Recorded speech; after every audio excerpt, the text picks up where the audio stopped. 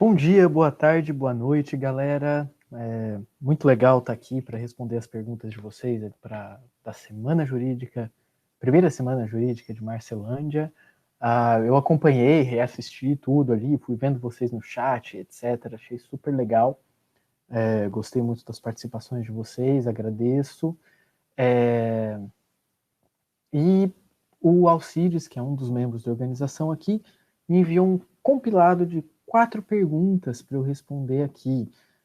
Caso alguém tenha mandado uma pergunta que não apareceu, que eu não respondi aqui ou algo assim, mandem no meu e-mail institucional, certo? raul.nogueira@unemate.br, que eu respondo para vocês também, ok? E é isso, vamos começar. Galera, eu vou abrir aqui uma apresentação, certo? Que aí eu já ponho ali para vocês. Primeira pergunta que temos é da Kelly Morgana. Como esta abordagem sobre as fontes do direito é importante para entendermos melhor tudo o que estudamos e estudaremos daqui em direito? Beleza, galera. Eu vou assim, por que eu acredito que seja importante essa questão das fontes do direito? Depende do que você vai querer fazer com aquilo que você for estudar, né? Se você for, por exemplo, para advocacia, certo? Ali a gente tem várias possibilidades de vocês usarem essas questões das fontes e tentarem ver o que aparece ali, sobretudo na hora de fazer recursos, sobretudo recurso extraordinário, recurso especial. Se você trabalha, por exemplo, com... Deixa eu pensar algum exemplo que eu dei em sala. Consumidor, certo? Você está ali com o consumidor, você tem alguma questão que fique um pouco complicada aqui, que você tem uma súmula contrária, aí você pensa, poxa, tem uma súmula contrária aqui, o 927 diz que tem que seguir naquela ordem, é uma súmula do STF. Se eu for para o 489, o inciso vai dizer que, poxa, não pode contrariar precedente trazido pela parte. Aí a parte trouxe um precedente, né, que contraria o interesse seu ou do seu cliente. Beleza, você sabendo disso, você sabendo as regras do jogo, você sabe jogar. Então você vai para o artigo 7º e veja se tem algum tratado internacional, por exemplo, no Código de Defesa do Consumidor, que te auxilie. Veja se tem algum ato normativo do seu estado e etc. E aí você vai brincando com essas fontes do direito para conseguir lidar com isso tudo, certo? Que vamos lembrar, o Supremo também é competente para julgar as ações que você pré-questione certinho, que falem sobre direitos humanos, certo? É uma questão de constitucionalidade. Você pode dizer que um tratado internacional pode estar ali no parágrafo 1º, 2º, 3º do artigo 5º, certo? É uma opção. Outra opção também para que isso possa te ajudar.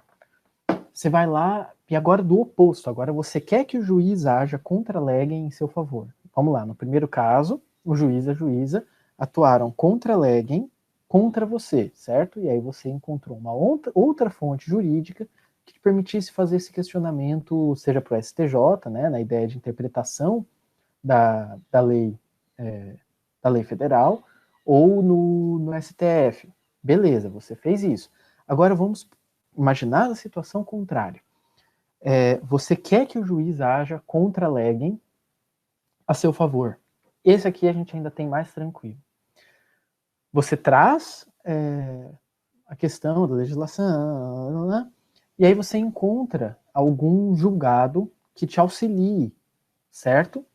E aí você traz aquele precedente, e galera, ao invés de colocar um monte de ementinha, certo? Aquela coisa que geralmente está em caps lock, etc. Assim, ao invés de colocar várias dessas, escolham uma, duas ações, certo? Que sejam bem parecidas com a que você trabalha e façam um estudo de caso.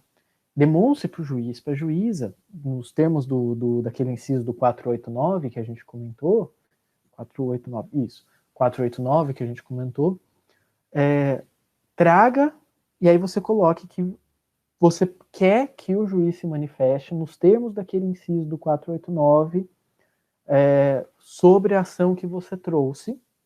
E aí, se não acontecer isso, você entra com embargos. Você consegue declarar, você consegue recorrer em primeira instância, você entra com embargos dizendo que a sentença não existe, certo? Porque, afinal, não são elementos essenciais da sentença?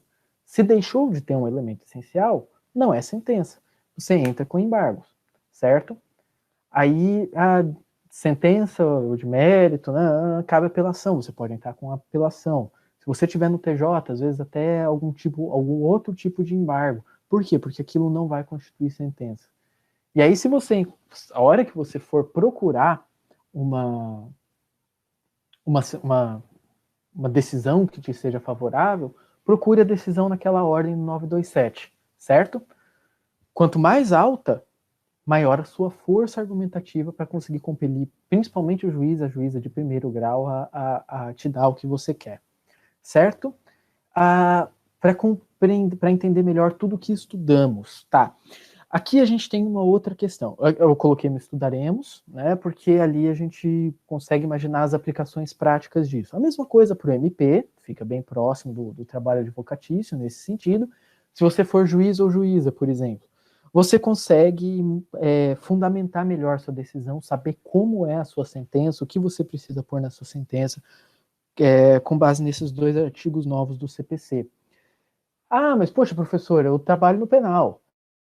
Beleza, você de repente consegue usar isso analogicamente, mas você consegue fazer uma outra discussão sobre as fontes. Ao invés de ir lá no artigo 4º da Lei de Introdução às Normas do Direito Brasileiro, você vai para o artigo 3º do Código de Processo Penal. Você vai para a ideia de legalidade, de reserva legal, do artigo 1º do Código Penal para o 39 do artigo 5º, certo? Você consegue fazer uma discussão das fontes que te auxilie mais, ok? Com a ideia de legalidade, com a ideia de reserva legal, Isso para as 3 principais profissões jurídicas que a gente tem, né?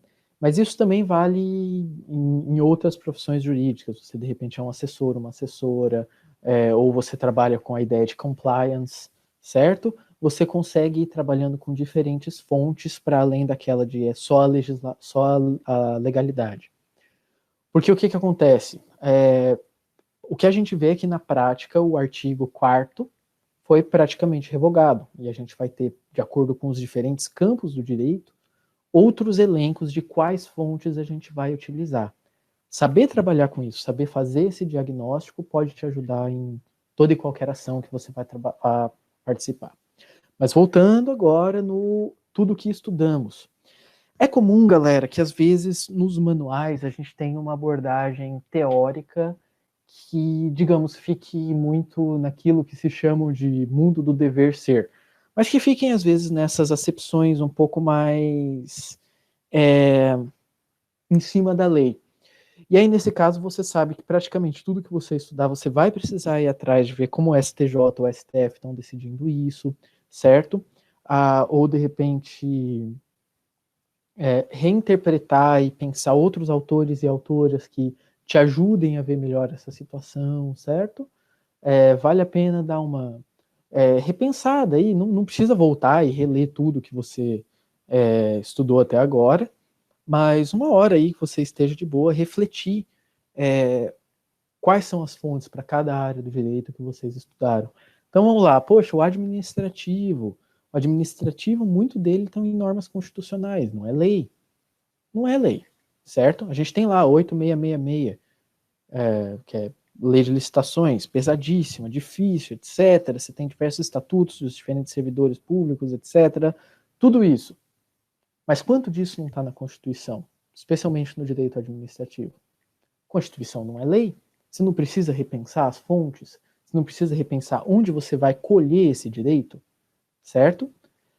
Isso vale para praticamente todas as áreas do direito. A gente precisa questionar onde que elas estão. Se isso vale para o direito civil, a gente tem que olhar, por exemplo, a decisão do casamento entre pessoas do mesmo sexo, certo? O casamento homoafetivo, ou outras questões que também entram aí, ok? Sucessões, a tomada de decisão apoiada, que já está na legislação há um tempão e que poucos juízes e juízas têm aplicado, a ideia da cotutela para pessoa com deficiência também tem sido pouco aplicada. E a gente vai ter várias questões que a gente vai começar a precisar repensar essa ideia de fontes para entender como o direito tem se desdobrado nos últimos anos. Senão a gente para de entender o direito e dá um tilt na nossa cabeça, porque o ativismo judiciário tem voltado a produzir o direito. Embora isso tenha tido consequências bastante nefastas, a gente consegue ver um lado bom e tentar usar isso a nosso favor. Novamente, claro, em favor do seu cliente, da sua cliente, se você estiver advogando, etc. Mas, sobretudo, tentar usar isso a favor da democracia. Certo? Kelly, acredito que seja essa a sua pergunta. Espero que eu a tenha respondido. Qualquer coisa, manda lá no meu e-mail que eu estou aqui para vocês. Certo? Da Adenísia Alves. Professor Raul, existem alguns riscos técnicos ou práticos que podem ser cometidos na busca pelo direito transdisciplinar interdisciplinar? Sim. Sim, existem. Especialmente na prática advocatícia, certo? Eu acredito que na academia a gente precisa ter mais cuidados do que medos. Ou seja, se você vai fazer seu TCC e você vai lidar com essa transdisciplinaridade, essa interdisciplinaridade, legal pra caramba. Qual que é a única recomendação que eu faço? Entre de cabeça. Então, poxa, eu vou falar sobre história do direito. Leia a história, leia historiadores e historiadoras. Eu vou falar sobre antropologia jurídica, leia antropólogos e antropólogas. E assim vai. Na academia é o que eu sugiro mais. Né? Então, o que a gente vê, por exemplo? Às vezes a galera vai usar um Foucault, né? Que é um autor bastante usado, etc., e que eu gosto bastante. E às vezes a pessoa, claro, o próprio Foucault fala que você pode usar o pensamento dele como uma caixa de ferramentas. Mas muitas vezes as pessoas vão usar determinado conceito, determinada categoria que ele usa, sem fazer a devida ressalva. Sem tomar o devido cuidado, às vezes vai ler só um capítulo do livro e vai aplicar. Então, o que eu recomendo, em termos acadêmicos, é entrar de cabeça nessa história, certo? Especialmente na academia, não tem como a gente ter um prejuízo em buscar outras áreas, sobretudo dentro das humanidades. É sempre bom. Só que a hora que a gente for fazer isso, a gente tem que entrar de cabeça e ser humilde que algumas coisas realmente vão saber muito melhor do que a gente nas humanidades, etc. A gente vai ter que saber ver que, por exemplo, algumas questões da filosofia vão colocar em xeque até as coisas mais básicas do nosso pensamento jurídico e etc. E isso esse desconforto, na verdade, ele é um enriquecimento do saber jurídico, certo? Agora vamos lá, os riscos práticos. Honestamente, na prática, o que você tem que ser é estratégica, certo? Seja estratégica. Então, você vai entrar com uma ação, como esse exemplo que eu dei para a pergunta da Kelly, certo? Você vai entrar com uma ação na questão, deixa eu pensar, do porte de drogas, certo? Artigo 28 da 11343 de 2006. E ali você vai pensar, poxa, já que a legalidade está sendo questionada e a doutrina, né, os pensadores e pensadoras tem sido constantemente trazida como uma forma do direito e etc. Eu vou citar aqui uma galera que fala sobre a ideia de legalização. Eu vou citar aqui, poxa, eu vou pôr o Zaffaroni, vou pôr o Luke Husman, vou pôr... Olha, é legal, são os autores que eu leio, são os autores que eu acho que melhor identificam essa questão, certo? Mas você não vai ganhar uma ação assim. Às vezes, o melhor é você ficar de boa, fazer ali a transação penal com o seu cliente, com a sua cliente.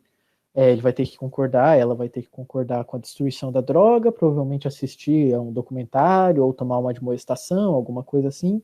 E beleza. Seu cliente não ficou com antecedentes. Tudo isso fere muito profundamente uns bons pressupostos do direito aí, mas a gente tem que saber colher nessa fonte estranha que são essas portarias estaduais que regulam, né, que disciplinam os artigos 68 seguintes da 9.099 de 95, né, 94, 95, enfim, entender que eles vão acabar sendo tomados como uma fonte legítima, ainda que não sejam, certo? E que o melhor para o teu cliente, para a tua cliente, é você ficar de boa, fazer a transação penal, ele sai sem antecedente, ela sai sem antecedente, etc. E tudo isso vale bastante a pena. Aí, digamos que seu cliente, sua cliente sejam reincidentes, etc. Você acaba subindo com tudo isso. Tá. Uma opção seria trazer aqueles autores e autores que falam sobre a legalização, sobre tudo isso para o texto. Mas a pergunta, isso não seria desperdício de energia? Será que o juiz, a juíza vão se convencer? Na prática, no dia a dia, sobretudo quando você advoga bastante tempo na mesma cidade, você sabe, você começa a conhecer o perfil daquele juiz, daquela juíza. Então você sabe, por exemplo, que determinado juiz, juíza, tem um doutorado em criminologia. Aí beleza, aí você usa esses autores e essas autoras. Certo? Porque tem a Vera Regina Pereira de Andrade, que é fabulosa e que tem, na minha opinião, um artiguinho que é a melhor introdução para o abolicionismo penal, por exemplo. Ela faz um compilado, uma breve revisão bibliográfica, fazendo o estado da arte, digamos assim, do abolicionismo penal. Aí você usa esses autores e essas autoras, certo? Se não, se você vai lá e vê que o seu juiz, a sua juíza, para aquela ação, é um juiz que é do Código Civil, que está ali naquela vara que ele é civilista, ela é civilista, está ali naquela vara quase que por acidente, não estuda muito penal. Você não vai citar esses autores, essas autoras, porque a chance disso ser levado em consideração é muito pequena. O que você vai fazer? Você vai buscar outras áreas. E aí, assim, claro, você pode buscar decisões que sejam a seu favor? Sim, faça isso. Mas jogue pelos dois flancos aqui, certo? Invista nos dois lados. E traga também o autor, a autora que você acha que aquele juiz, aquela juíza lê, certo? Traz autores de manuais, traga autores mais simples, autores que nem vão entrar profundamente na questão, que nem vão servir para você fazer uma argumentação adequada, às vezes, mas que vai trazer uma forma de argumentação para aquele juiz, para aquela juíza. Então vamos lá, o que a gente sabe aqui? Que não é só a lei que vale, certo? E aí você pode usar toda aquela ideia de ver quanto é consumo, quanto é tráfico e etc. Ou você quer, no caso, desqualificar do 33 para o 28 e transformar tráfico em consumo. Beleza, você vai tentar fazer isso de acordo com a estratégia que você acha que vale a pena para aquele caso. E o grande recado que eu quis passar com essa nossa conversa é o seguinte, saiba que o jogo não vai se dar nos termos do artigo 4º da Lei de Introdução às Normas do Direito Brasileiro. Então, nesses riscos práticos que a gente tem, é o seguinte, se você trouxer a lei, talvez não adiante nada, entendeu? Então traga outras fontes, traga decisões judiciais, certo? Que eles podem te ajudar, traga leituras da sociologia, da criminologia, traga tudo isso de acordo com a sua argumentação. E claro, conforme você for subindo as instâncias, você pode ter que mudar isso, certo? Dependendo do tipo de recurso que você vai fazer, você tem que mudar isso.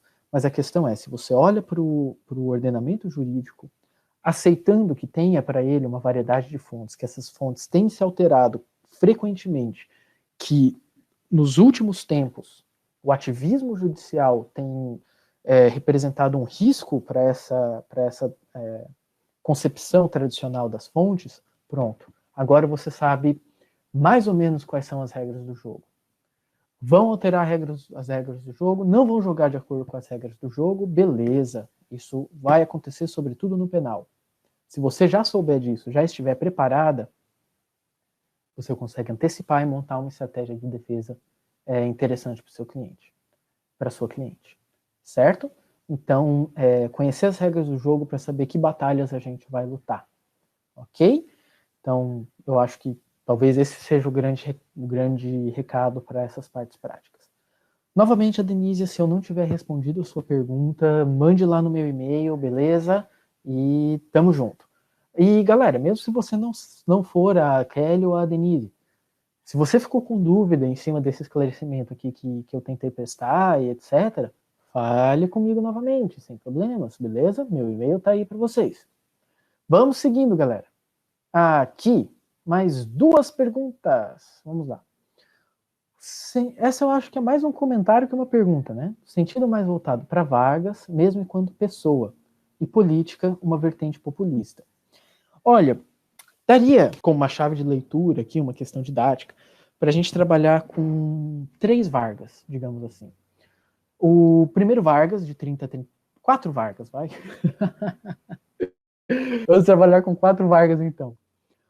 O primeiro Vargas, de 30 a 34, que é o Vargas da Revolução de 30, né? Que, como toda revolução, é um golpe, não deixa de ser, né? Ou a proclamação da República. Golpe, golpe, é golpe. Você pode ter a dignidade de dizer se foi um golpe ruim ou não, mas você tem que assumir que é golpe. Se você age contra a Constituição, você altera o golpe. Então, você altera a legalidade, então é golpe. Revolução de 30 é um golpe. Não deixa de ser também uma revolução, porque afinal mudou tudo que vinha antes, tinha toda essa sede de modernidade, etc. Eu acho que para entender essa questão toda da modernidade, né, dos anos 30, vale a pena dar uma olhada na história da arte, que ela tem bastante coisa legal. Para essa parte da modernidade. Na política, foi algo cheio de contradições, porque, assim, por um lado, incentivava todas essas modernidades, etc., por outro, foram algumas atitudes bastante conservadoras, por outro lado. Então, esse primeiro Vargas, de 30 a 34, que enfrentou a revolta ou revolução constitucionalista de 32, dependendo de que estado do Brasil você esteja, né? São Paulo chamam de revolução, em outros lugares chamam de revolta, mas enfim, a luta dos paulistas lá em 32, né, para tentar implementar uma nova Constituição, pediu uma Constituinte, que até foram relativamente bem sucedidos nisso, a ideia do MMDC, é bem interessante de dar uma estudada. Esse é um Getúlio mais mão apertada. De 34 a 37, um Getúlio democrático. A partir de 37, de 37 a 45, aí a gente entra de cabeça no Getúlio de várias inclinações fascistas, né?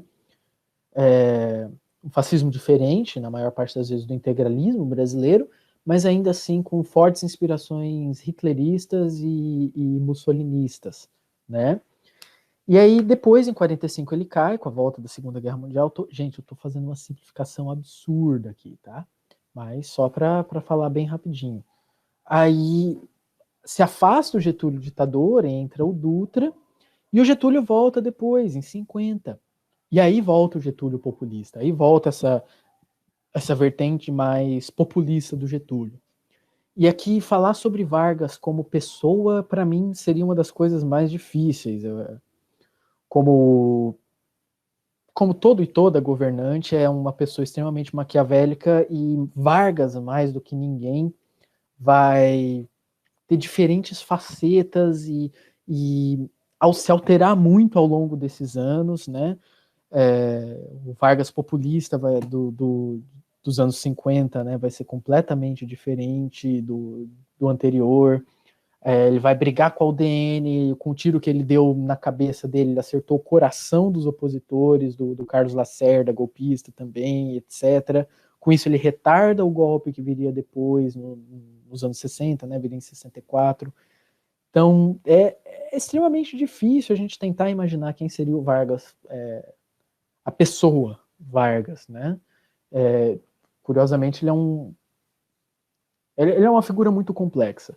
Mas o Vargas, como político, em termos didáticos, dá para a gente fazer essas diferenciações desses 4 Vargas e tentar ver, sobretudo no direito, a influência que o Vargas, fortíssimas inspirações fascistas, né? O Vargas, de 37 a 45, vai ter no direito brasileiro, porque ele foi extremamente prolífico na produção de decretos-lei, né? Sobretudo penalistas, pensem nisso e é isso aí. Essa foi a pergunta, então, do Juarez Francisco Chuve, certo? Obrigado pela pergunta, o comentário aí, Juarez.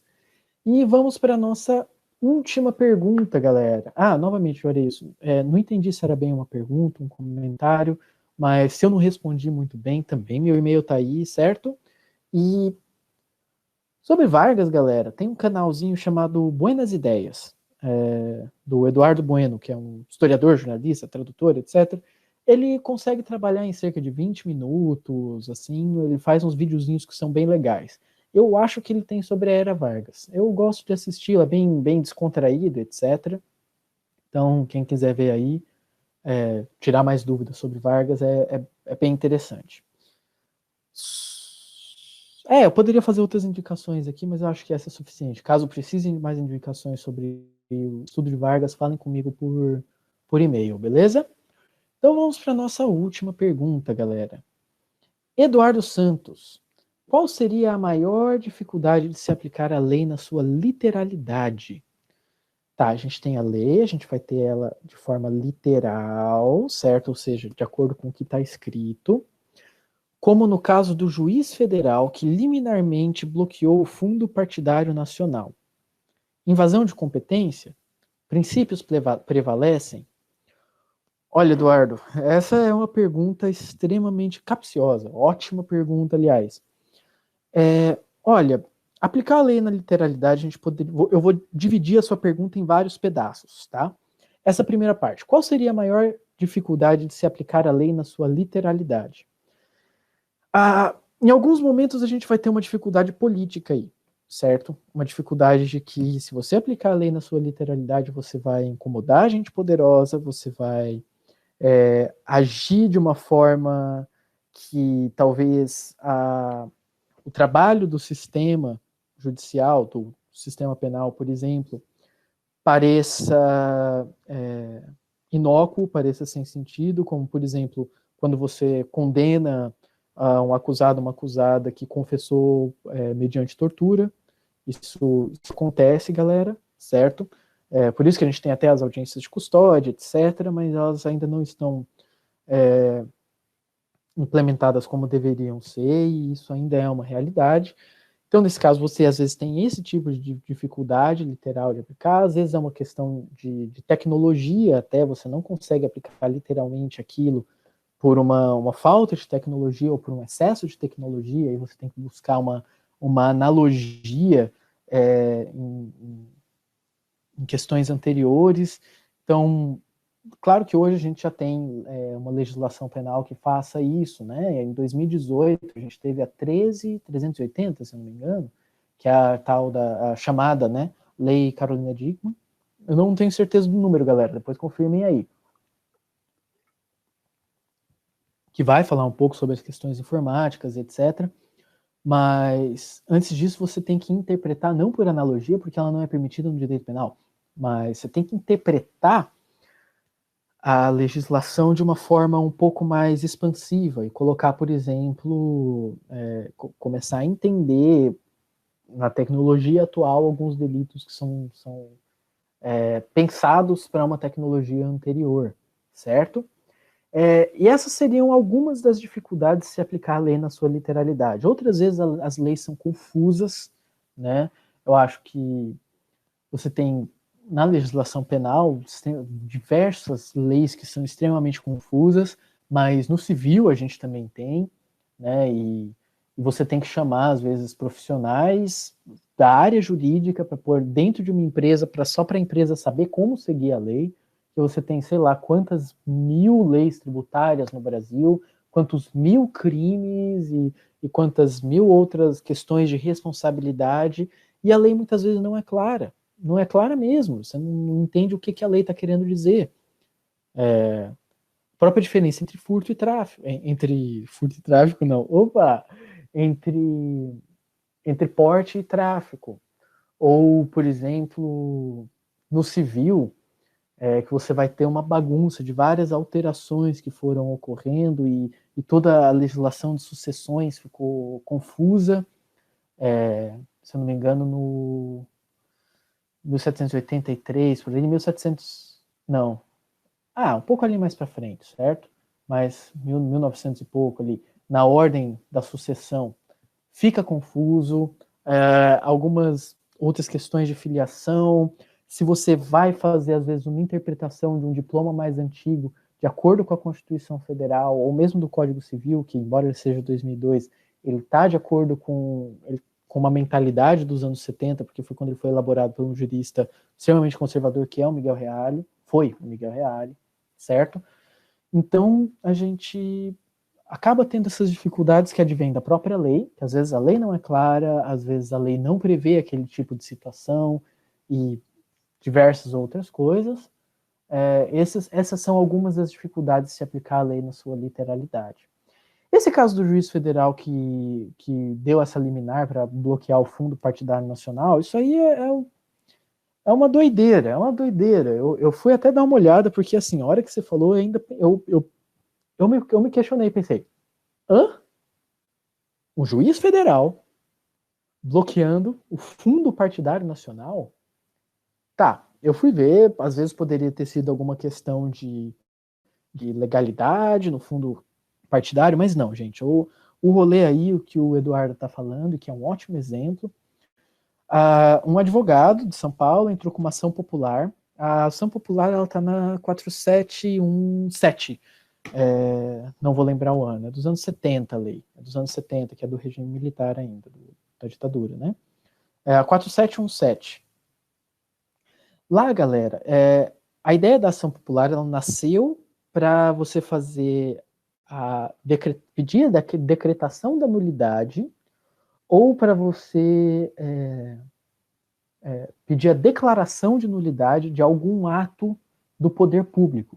Depois também, até por uma questão de alterações, às vezes com a Constituição de 88, etc., ela passou a ser interpretada como uma lei dos mecanismos, né, a partir especialmente dos anos 90, como uma lei desse microcosmos, que é a tutela dos direitos difusos, coletivos e individuais homogêneos, e aí ela sofreu algumas alterações. Gente, eu vou abrir ela aqui, vale a pena. E ali, tem no artigo 2º da lei, 4.717, puta, eu não lembro o ano. Vamos ver. 65. Realmente, ditadura, beleza. Mas da primeira fase ainda. 717, 65. Planalto, beleza. Então aqui o que a gente vai ter, galera? Ó, 65, beleza. Olha só. Aqui, ó, em 77, a gente começou a entender também como direitos de valor econômico, artístico, estético, histórico ou turístico. Aí depois, em 85, vem a 7347, salvo engano, que é a Lei da Ação Popular. Opa, Ação Popular é essa. Que é a Lei da Ação Civil Pública, que vai fazer algumas questões mais específicas sobre isso aqui. Mas não é disso que a gente está falando, mas ó, isso foi só em 77, e depois ela vai ser melhor interpretada dentro desse microsistema, certo? A partir dos anos 90, com o Código de Defesa do Consumidor e a Lei de Ação Civil Pública, beleza? Aqui, vamos lá, para que ela surgiu? Qualquer cidadão será parte legítima, qualquer cidadão, inclusive esse advogado de São Paulo, para pleitear a anulação ou declaração de nulidade de atos lesivos ao patrimônio da União, Distrito Federal, estados ou municípios, entidades autárquicas, etc. Mas, galera, vamos lá. Nulidade de atos lesivos ao patrimônio da União. Ali, liminarmente, o juiz concedeu que o dinheiro do fundo partidário, certo, fosse encaminhado para o combate ao coronavírus ou outras questões econômicas e etc. O que, olha, pode ser uma ideia ótima, mas essa ideia tem que vir do legislativo. No máximo, vir por meio de uma medida provisória. Ela não pode vir por um juiz federal. O juiz federal não entendeu aqui o que está rolando. Vamos lá, porque vamos lá. Lesa o patrimônio da União? Não, tá previsto, tá no orçamento, tá ali, tudo certo. Não lesa o patrimônio da União, começa errado aí. E continua. Vamos lá, artigo 2º. Cadê o artigo 2º? Incompetência, ó, são nulos os atos lesivos ao patrimônio. Vamos lá, teve incompetência? Não, que incompetência que você vai colocar ali? Não, o Fundo Partidário Nacional não é competente para ser o Fundo Partidário Nacional? Vício de forma, não, foi aprovado de acordo com a Constituição. Ilegalidade do objeto. É legal? É lícito? Não é uma lei? Não passou? Ok, legal. Se é legítimo, é outra questão. Não está aqui. Inexistência dos motivos. Que motivos? Certo? Motivos que levaram o Fundo Partidário Nacional a ser o Fundo Partidário Nacional? Desvio de finalidade. Finalidade do Fundo Partidário Nacional que não deveria seguir a finalidade de ser o Fundo Partidário Nacional. Então é um pouco complicado, sabe, galera? Tanto complicado. Aqui a gente vai ter, né? Talvez ele tenha entrado como vício completo, com vício de forma, porque aqui, sei lá, omissão, observância incompleta, mas não são formalidades. Aqui ainda explica bem certinho o que cada um desses incisos, dessas alíneas aqui em cima são, certo? Vale a pena dar uma lidinha. Então ali, vamos lá. O advogado entrou nesse caso, já não tendo muita razão de ser, porque a ação popular não seria um mecanismo para isso, certo? O juiz deu também sem muita razão, e aí foi, como você mesmo intuiu aqui, intuiu corretamente, uma invasão de competência. Um abuso de autoridade, não faz nenhum sentido que isso seja feito por um juiz de primeiro grau, certo? Ou por um juiz federal, não lembro se era de primeiro grau ou não. Não tem jeito. Princípios prevalecem. Olha, tem casos em que o princípio prevalece, aí você vai entender que o princípio é abarcado pela ideia de norma, pelo nomos. Não nomos no sentido filosófico, né, mas no sentido mais tranquilo aqui. Mas a ideia de princípios prevalecerem seriam, por exemplo, na decisão acertada do STF sobre o casamento entre pessoas do mesmo sexo. Ok, beleza? Aí os princípios prevalecem. Aborto de feto anencefalo, aí os princípios prevalecem. O Supremo faz um uso meio estranho do working? Faz. Mas você consegue trazer tudo isso a partir da dignidade da pessoa humana, que é fundamento, né, do Brasil, tá na CF, etc. Você tem como interpretar a partir disso. Ou então a igualdade da sucessão entre a esposa e a chamada concubina, né? Também você consegue tirar isso do 226 da CF, salvo engano, acho que é o 226. Ou outras questões, por exemplo, 272, 352, não vou lembrar a súmula agora, uma súmula da STJ que diz que você não pode aplicar de imediato a medida de internação, nos termos do 122 do ECA, né, para o tráfico. Isso daí não é só princípios, daí, claro, é uma interpretação da lei na sua literalidade, né? Você interpretar que, poxa, não tem violência no delito de tráfico, então você não pode aplicar a internação de pronto, como diz o 110 do ECA, 110 do ECA, certo? Aí você faz uma interpretação a partir dos princípios, a partir da interpretação das normas, beleza, os princípios podem prevalecer sobre a lei. Essa é uma alteração nas fontes do direito que a gente vai ter que aprender a lidar, mas aqui no caso foi realmente sei lá o que passou na cabeça desse juiz, para ser bem sincero. Estou me pondo em risco, já que isso aqui vai ficar gravado e disponível para download para todo mundo, mas não tem algumas decisões judiciais que são impossíveis de serem entendidas à luz do ordenamento jurídico brasileiro. Aí você vai para outras questões políticas, que aí acabam fazendo um pouco mais de sentido para interpretar esse tipo de situação, certo? E isso isso que você colocou aqui, Eduardo Santos, é um dos diagnósticos excelentes sobre esse lado nefasto e perigoso do ativismo judicial no Brasil, certo? Nem sempre ele é ruim, mas na maior parte das vezes ele é, no mínimo, perigoso. Eduardo, espero que eu tenha respondido sua pergunta, acho que era isso. Sobre as fontes do direito, assinale a alternativa correta. A Lei de Introdução às Normas do Direito Brasileiro é o único dispositivo que versa sobre fontes do direito no ordenamento jurídico brasileiro? Não, galera, lembra? A gente falou do artigo 7º do CDC, a gente falou do artigo 3º do CPP, que mais que a gente falou aí? A gente falou da ideia de reserva legal, a gente tem vários artigos que falam sobre fontes, ok? Inclusive, a gente tem dispositivos na própria Constituição, como, por exemplo, os parágrafos do artigo 5º, não deixam de ser sobre fontes, ok?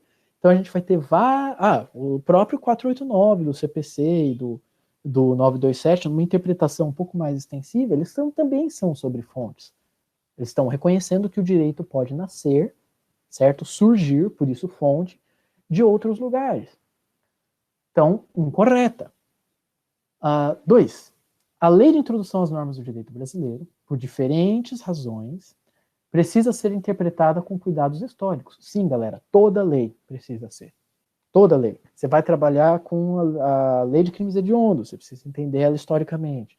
Você vai trabalhar com a lei de drogas, entendê-la historicamente. Você vai trabalhar com o CDC.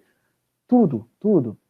Você não entende, por exemplo, a lei de tortura, a 9455 de 97, sem entender todo o histórico que o Brasil tem com relação à tortura, inclusive a dispositivos incisos no artigo 5º da Constituição falando sobre isso, certo?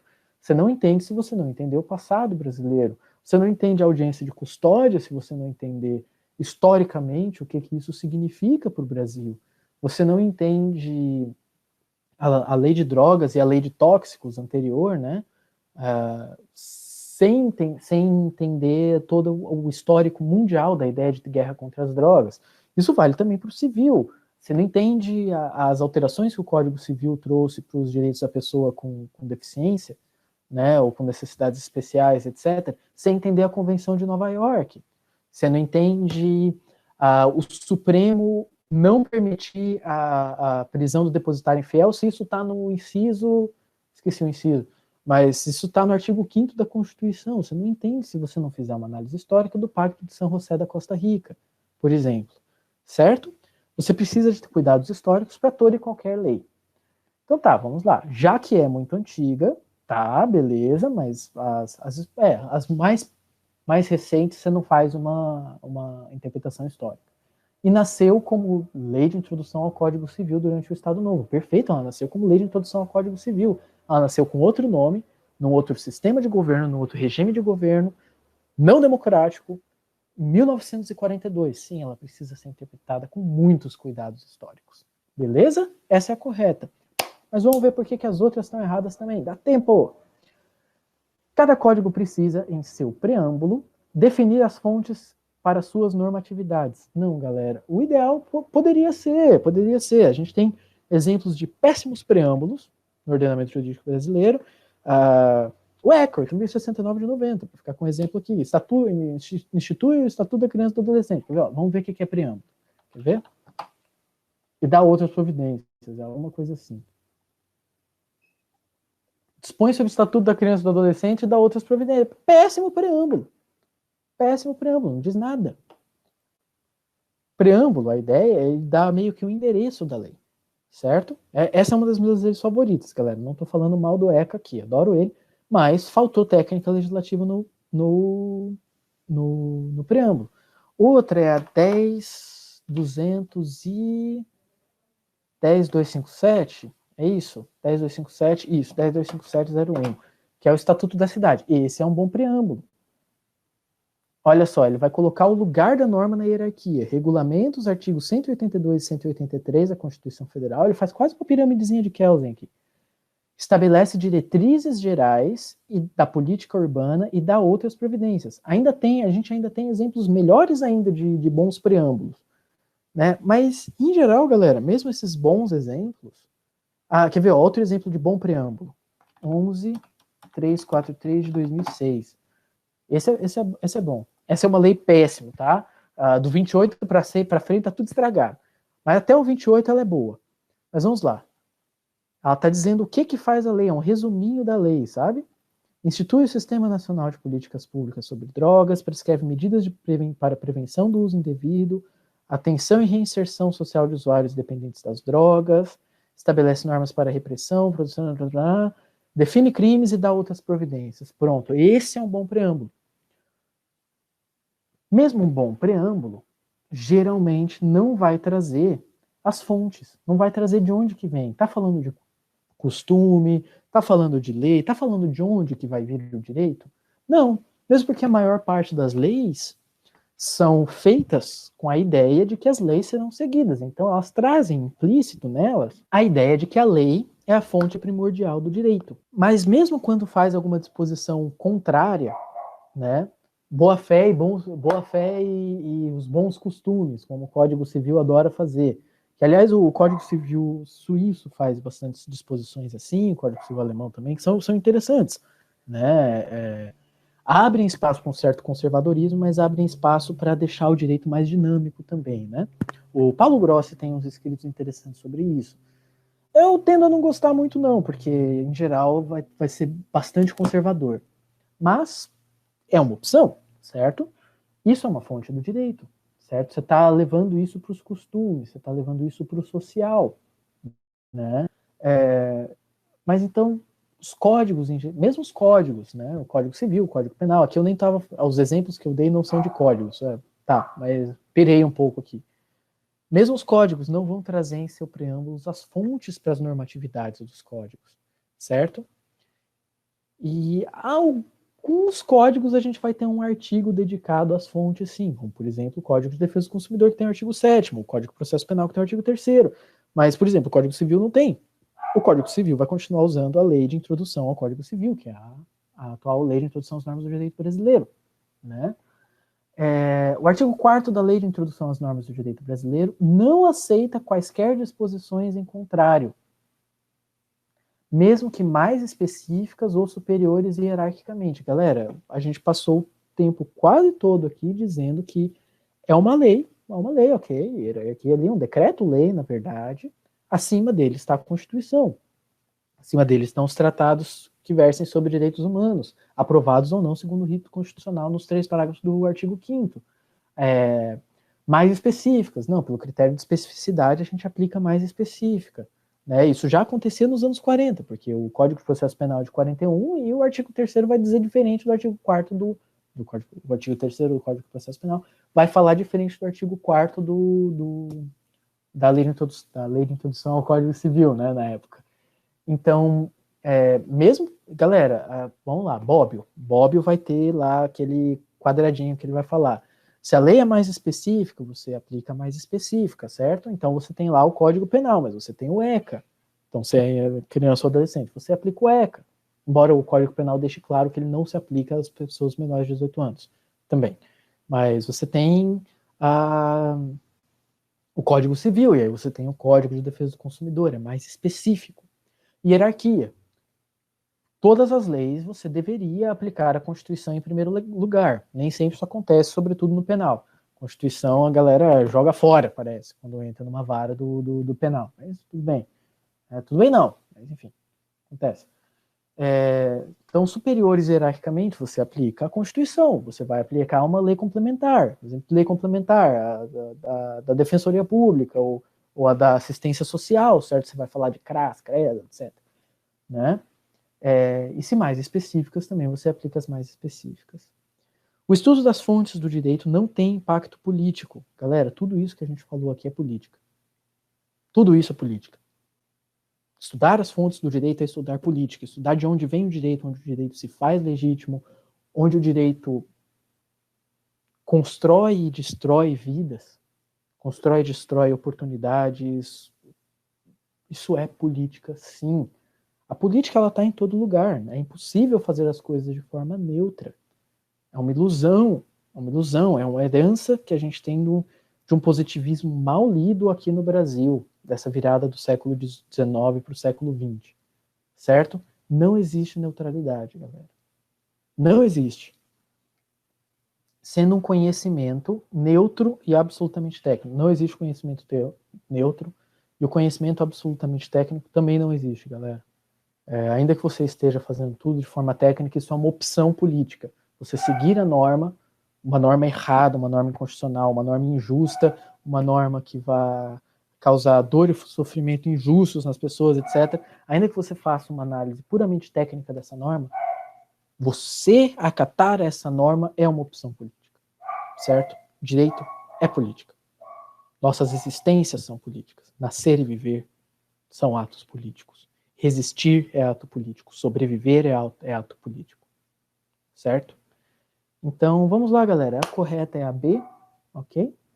A gente precisa de cuidados históricos para todas as questões. Eu espero que tenha auxiliado vocês aí, galera. Espero que tenha sido legal. Eu fiquei muito feliz de participar da Semana Jurídica de Marcelândia aí.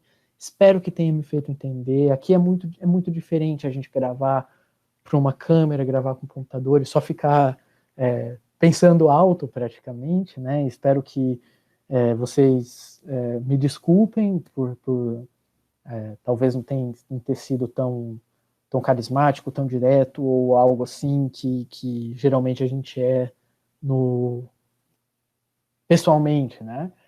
Aqui é diferente, certo? Mas, de qualquer forma, é uma forma da gente estar em contato, da gente diminuir as distâncias, da gente continuar produzindo nesse momento de isolamento social. Já fica o recado também, galera. Quem puder, fique em casa, certo? A gente está todo mundo nessa situação para evitar aí que mais pessoas morram por causa desse vírus, que as UTIs fiquem lotadas e etc. Então, fica aí esse recado, fica aqui minha gratidão. Fico disponível para quaisquer outras dúvidas, mandem lá no meu e-mail que eu falei no início do vídeo, ou peçam para a comissão organizadora, eles também têm, elas também têm. E é isso, galera. Até logo mais, espero que eu tenha correspondido às expectativas de vocês. Muito obrigado, queridos e queridas. Peraí. Mais fácil aqui. Muito obrigado, queridos e queridas, e até logo.